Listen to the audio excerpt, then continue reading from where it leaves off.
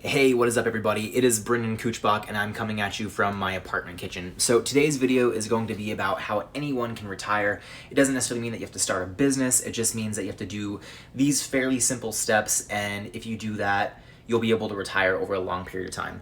So this is actually going to be a fairly long video. There's a lot to go over, but if you stick with this video, you should have a pretty good idea and be able to take action immediately after this video and start working your way towards retirement. So first, let's talk about why you need to actually watch this video. So it's because pensions and Social Security are kind of possibly going away. So I can speak on behalf of my grandparents. So my grandparents are fairly lucky. They were able to work a job, and after they did their 20 years, they got a pension.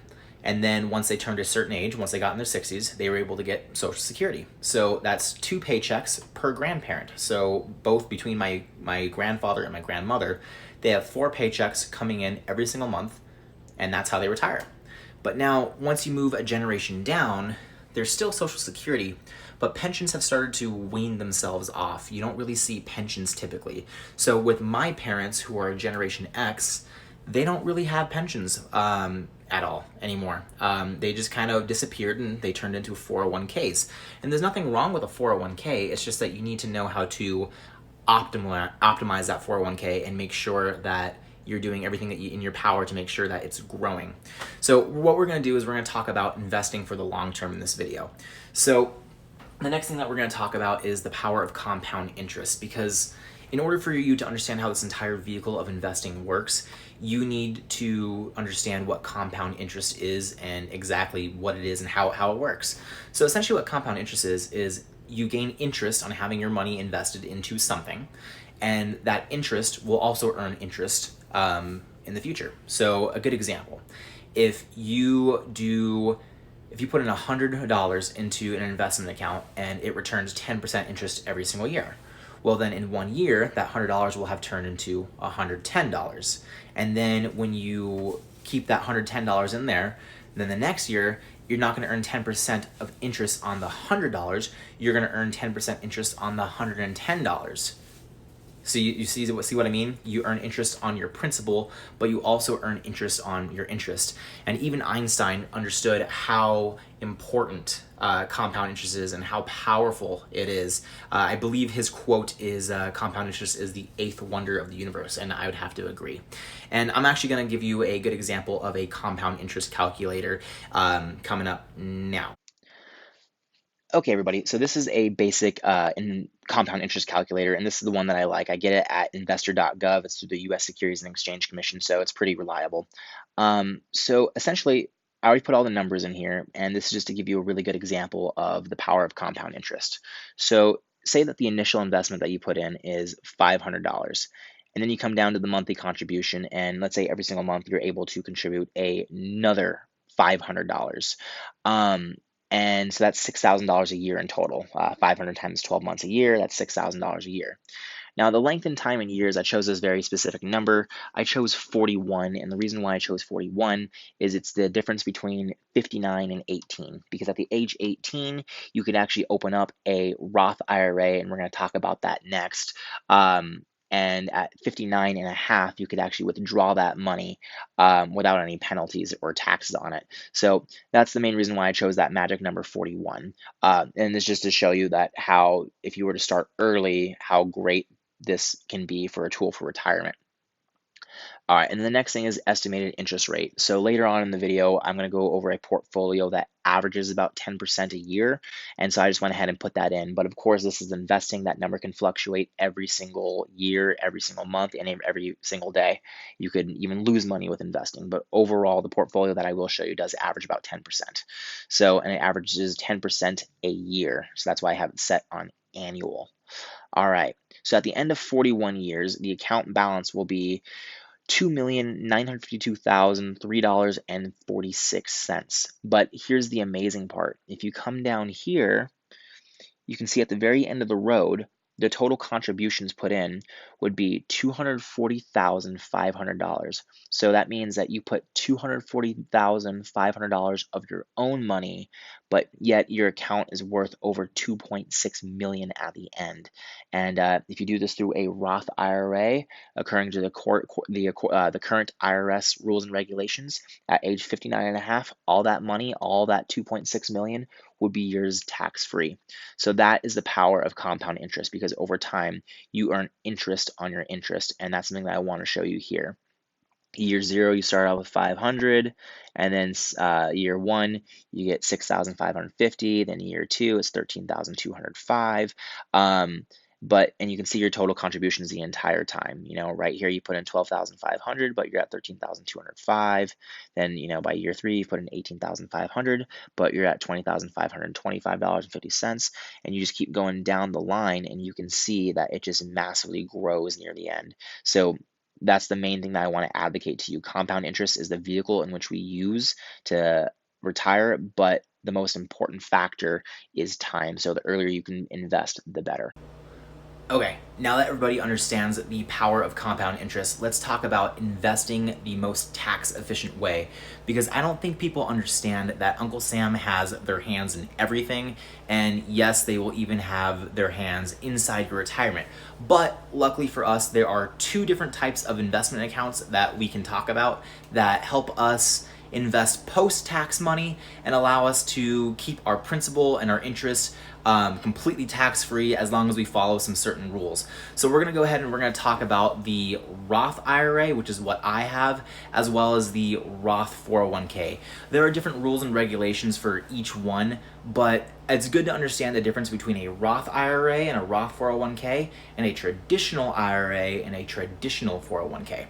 So with a traditional IRA or a traditional 401k, which is what I don't recommend, is you put pre-tax money into those investment accounts.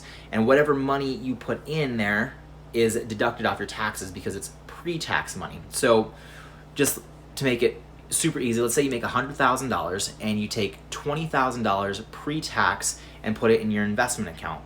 Well, now for that specific year, you're only going to be taxed as if you made $80,000 because you took $20,000 and put it in your investment account.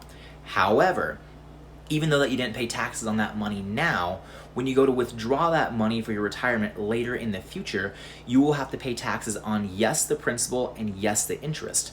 But with Roth IRAs and Roth 401ks, it's money that has already been taxed. It's money from your paycheck, so that money has already been taxed, and then you take that money and you put it inside a Roth IRA or a Roth 401k. And when you go to withdraw it later, you don't receive any tax because that money has already been taxed. So it means that neither your principal is taxed nor your interest, and that's what's important here. We want to make sure that we don't get taxed at all. And the only way to do that is through the Roth method. And so in the next little clip, I'm going to go over some rules and regulations for both the Roth IRA and the Roth 401k. So here it comes. Okay, as promised, these are the rules and the regulations for both the Roth IRA and the Roth 401k. I will not be showing you the rules and the regulations for the traditional IRA or the traditional 401k because I don't believe that is a good tool for an investing for your retirement, just because you will be taxed on it in the future. So these are the rules for the Roth IRA, and the Roth IRA is what I have. So currently in the year 2020, you can contribute up to $6,000 a year into your Roth IRA. And if you are age 50 and older, you can contribute $7,000 a year. You can withdraw all the money within your Roth IRA, tax and penalty free, starting at the age 59 and a half. If you happen to withdraw that money before age 59 and a half, you will end up being taxed and penalized heavily, and it almost makes it not even worth it to have invested in the first place. The government will take their fair share. So always make sure to not withdraw that money at 59 and a half. The idea behind this is for you to be contributing money into this and to not be using it whatsoever. This is just strictly for your retirement. So once you put that money into your account, you basically need to pretend that it's not there, and it will benefit you in the long run, as you saw with the previous example with the compound interest calculator, how it ended up almost being $3 million account later on. Um, Currently in the year 2020, there are income restrictions for a Roth IRA. So if you are married, combined between you and your spouse, if you make $206,000 or less, both you and your spouse can have a Roth IRA. If you are single, if you're not married, if you make $139,000 or less, you can have a Roth IRA. And you're not required to take distributions at any age. So meaning that when you reach the retirement age of 59 and a half to where you can withdraw, if you choose not to and want to leave your money in there for a little bit longer, that's no problem whatsoever. The government doesn't penalize you for that. Now moving on to the Roth 401k. So you can't contribute more than a combined total of $19,500 per year. Now, what do I mean by combined? Well, I mean your employer's contribution plus your contribution. It cannot exceed $19,500 per year. And typically with 401ks, you do happen to have employer matches. And so that's why the word combined is here. Now, if you're age 50 and older, you can't contribute more than $26,000 combined between you and your employer. There are no income limitations as like the Roth IRA. If you make hundreds of thousands or millions of dollars, you can still have a Roth 401k. And same thing as the Roth IRA, you can withdraw tax and penalty free at age 59 and a half. However, you must start taking distributions if you have reached the age 70 and a half, unless you are still working, which I hope not. By then, I hope that most of you are retired. But that's the government's way. They want you to support yourself. And so that's why they want you to start taking distributions at 70 and a half. And you will be penalized if you do not do that. So those are the rules for the Roth IRA and the Roth 401k in 2020. The IRS always changes the rules and the regulations, but this is current as of now. And one last thing that I wanted to mention about the Roth 401k. If you're thinking to yourself, well, I know I have a 401k at my employer or with my employer, but I want to switch it over to a Roth. Just make sure that you're very careful and consult with the CPA, because if you had a traditional 401k, that means that you have been using pre-tax money and you have been getting a tax deduction for these years. But if you choose to roll that over into a Roth, you will have to pay taxes on not only all the principal that you've contributed, but also all the interest. So you could be facing a very hefty tax bill. So definitely consult with the CPA, figure out exactly how much that's going to cost, and if you want to proceed with doing that. Because like I said, if you've been investing in a 401k for tons of years, and if there's been a lot of growth, then yeah, expect a pretty hefty tax bill when you decide to roll that over into a Roth 401k. Okay, now that we've talked about the most tax efficient types of accounts to have, let's talk about the different kinds of funds that your money can go into. There's a lot of stuff that you can hear about. So you'll hear index funds, mutual funds, ETFs, which stands for exchange traded funds, and hedge funds. So what's the difference between all those different funds and which ones should you invest in? So the short answer is you should invest in index funds, but I'm going to explain the difference between all the different funds. So first and foremost, an index fund is tied to a specific market. And what is a market? A market is a collection of everything within a specific category.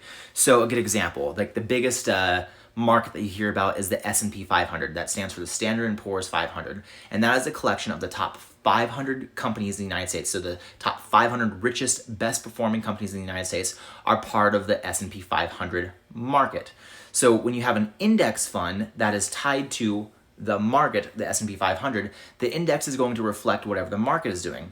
So if the top 500 companies in the S&P 500 are performing poorly, then your index is going to perform poorly. But if those companies are doing really well and the economy is doing really well, the top 500 companies in the economy are doing really well, then your index is going to perform really well. So it's not an actively managed fund, meaning that there's not people behind this fund constantly switching out companies and stocks and bonds trying to make these crazy returns. All that this fund is designed to do is to just match whatever the market is. So again, if the S&P 500 is up, so is your index. If it's down, so is your index. But index funds don't always have to be tied to the S&P 500. Index funds can be tied to literally any market. There is a market for commodities. There's a market for energy-based things like oil. There's markets for soybeans. I mean, you could literally have an index of anything. But the most common index you hear is the one that's tied to the S&P 500. So that's what an index fund is. And index funds typically have incredibly low fees, which is why they're really good. And the markets tend to do pretty good over long periods of time. Now, what is a mutual fund? A mutual fund is like an index fund, but it is actively managed, meaning that there are people behind this fund who are constantly switching out companies, stocks, bonds, whatever, and their goal is to beat the market. So if you have a mutual fund that is tied to the S&P 500, their goal is not to match the S&P 500 like an index fund would be. Their goal is to beat the S&P 500.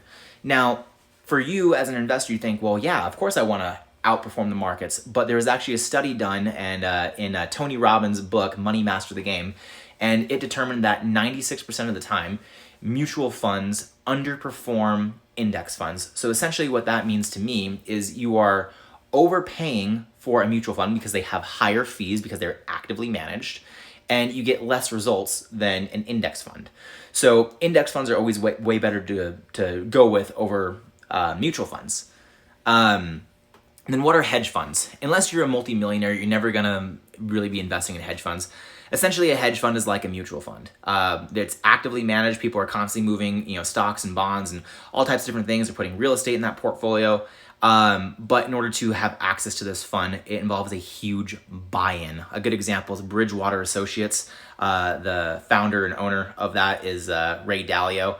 His hedge fund had a $100 million buy-in, and trust me, it had a great return, but unless you had $100 million up front to contribute to that hedge fund, you could not be an investor. So hedge funds aren't for us commoners. And then lastly, ETFs. I do invest in ETFs, but I only invest in ETFs whenever there isn't an index available.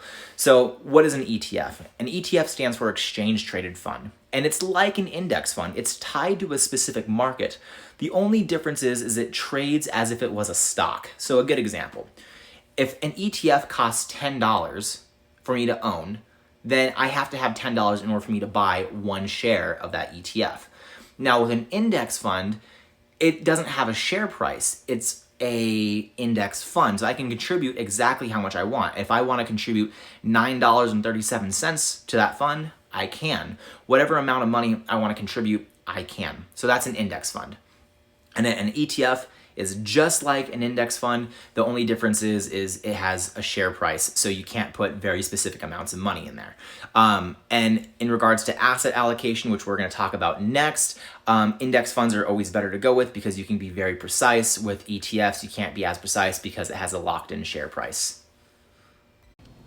Okay, now let's talk about one of the most important things when it comes to investing, and that is asset allocation. You've learned that you need to put your money in index funds, and if index funds aren't possible, ETFs. But what should those indexes and ETFs track? What should they be tied to? So I follow the all-weather portfolio, and this is something that was founded by Ray Dalio. Ray Dalio, we mentioned him earlier. He is the founder of Bridgewater Associates. He had that crazy hedge fund and was able to make just massive returns. He is one of those true geniuses, one of the handful of true geniuses when it comes to investing, to where he can handpick stocks, handpick all these different investments, and always make crazy, wild returns. So his advice to commoners, and this advice was from, again, Tony Robbins' book, Money Master the Game, that we should invest in indexes according to these ratios. 30% should be in an S&P 500 index. 40% should be in long-term US Treasuries, an index. So basically that's where you are loaning money to the government and they're going to pay it back over a long period of time with interest. The next would be 15% intermediate term US Treasury indexes. And it's the same thing, it's just a shorter period of time that the money will be loaned to the government. 7.5% in a gold index, and then 7.5% in a commodities index. And there's one specific rule to follow with this, and that rule is to rebalance this portfolio annually, once a year. And so what I mean by rebalance, I mean that what's going to happen is you're going to see that one of these categories, either the S&P 500 index or the treasuries or the gold or the commodities, are going to start performing better than the others. And so let's just use the S&P 500 as an example. Let's say the economy is doing really good and that index has climbed. Maybe you had $3,000 invested in that index, and now that index is worth about $4,000. Just massive growth. Well, now that S&P 500 index no longer makes up that magic number of 30% of your portfolio. So once a year, make sure that you do the math to figure out what you need to do to get everything back down to the ratios. So just a good example. let's just say that you have $10,000 in your portfolio and 30% should be in the S&P 500 index. So that's $3,000. And then it climbs to $4,000. Well, now it's no longer 40% or 30%, it's now 40% because it jumped from $3,000 to $4,000. So what you need to do to rebalance that is you need to take that $1,000 and you need to spread it out amongst all the other indexes so that way once a year everything returns to the ratio set out here, 30, 40, 15, 7.5, and 7.5. And now that you've learned the best ways to do asset allocation with indexes and about rebalancing, let's talk about the most important brokerages that you can go with. I would not recommend going through your local bank. I would recommend going through a big time brokerage firm. The two that I would recommend would be Vanguard. Vanguard is huge, as well as Fidelity. Both these companies will do the trick. They have a wide array of indexes. They have tons of ETFs that you can choose from, great customer service, and also incredibly low fees, which is what really matters here. Personally, I actually invest in Vanguard. That's only my personal decision. I love them. I think they're great. And I'll actually go over what specific index funds and ETFs that I invest in to do this all-weather portfolio strategy. Okay, so these are the specific index funds and ETFs that I personally invest in through Vanguard to do this all-weather portfolio strategy. So for the S&P 500 index, we talked about how that's supposed to be 30%. Mine is in an index called VFIAX, and that, again, it tracks the entire S&P 500. Then for the 40% part, which is the long-term US Treasuries, that is also an index that is VLGSX.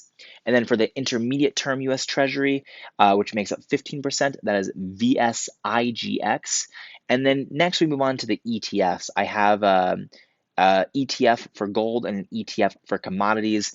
Now, again, my best strategy is to always go with an index, but sometimes index funds aren't available, so you have to do the next best thing, which is an ETF. So for my ETF for gold, it's just simply GLD, and that makes up 7.5% of the portfolio. And then for commodities, it also makes up 7.5% of the portfolio, and that is DBC. And so that way, my money is completely diversified amongst the US stock markets, US treasuries. It's stabilized by the gold, and we're also invested in commodities, everything from soybeans to oil. So that's what I do, and that's what I invest in if you guys are interested in that. Fidelity has similar funds, but I'm unaware because I stick with Vanguard. That's who I invest with. Okay, so that is it for this video. Thank you guys for sticking through to the very end. I know that this is just an incredibly long video, but I hope it was incredibly informational. If you have any questions, just drop them in the comments below. I will answer every single one of them, I promise. And then also, if you're curious about where I learned all this stuff from, I have read 4 books on investing, and I can't recommend them enough. The first one was The Intelligent Investor by Benjamin Graham. The next one was The Monster of a Book, Security Analysis by Benjamin Graham and David Dodd. And then I read 2 books by Tony Robbins. One I mentioned earlier, Money Master the Game, as well as Unshakable, which is like a shortened version of Money Master the Game. But those books are just packed full of knowledge. I recommend them highly. They will help you just on your path with investing and just helping you prepare for your retirement. And then also, I am still kind of new to the YouTube space, so if you can drop a like below, that greatly helps out with the YouTube algorithm and will help push this video to more people. And that's the goal. I want to help people with this video. I want to help empower people towards their retirement. So that's it, guys. Thank you so much for watching. Peace.